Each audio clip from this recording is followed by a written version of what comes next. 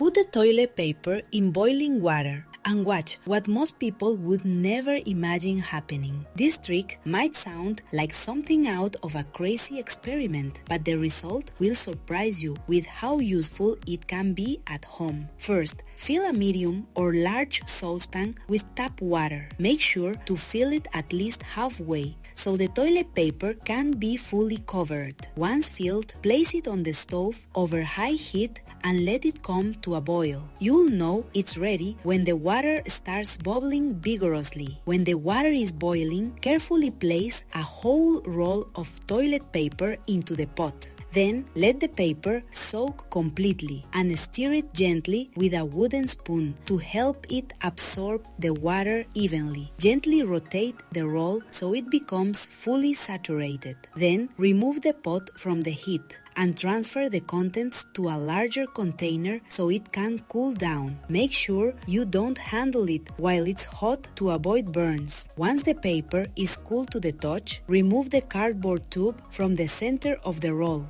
Do this carefully by pulling from the edge so you don't tear the paper too much. Next, tear the toilet paper into small pieces and place them into a glass container. This will help you create a more consistent mixture later on. Now, take a tablespoon of powdered coffee, instant or ground, and sprinkle it over the torn paper. Then, pour in 2 small cups of rubbing alcohol with 70% concentration. Add a generous amount of ground cinnamon. Don't hold back. Next, squeeze in a squirt of toothpaste. Any brand you have at home will work. The mint or fluoride helps reinforce the formula and improves the scent. Mix everything well until you get a smooth, uniform paste. If it seems too dry, add a little bit of water to get the right consistency. Now, you'll need some aluminum foil. Cut out a regular sized sheet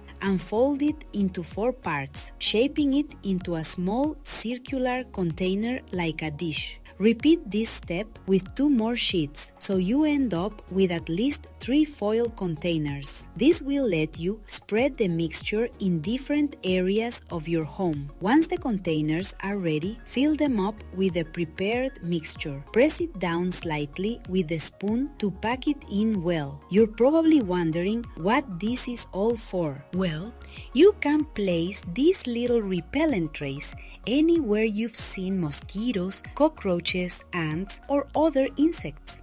This is a powerful homemade repellent, cheap, easy to make, and perfect for keeping your home pest-free without using harsh chemicals.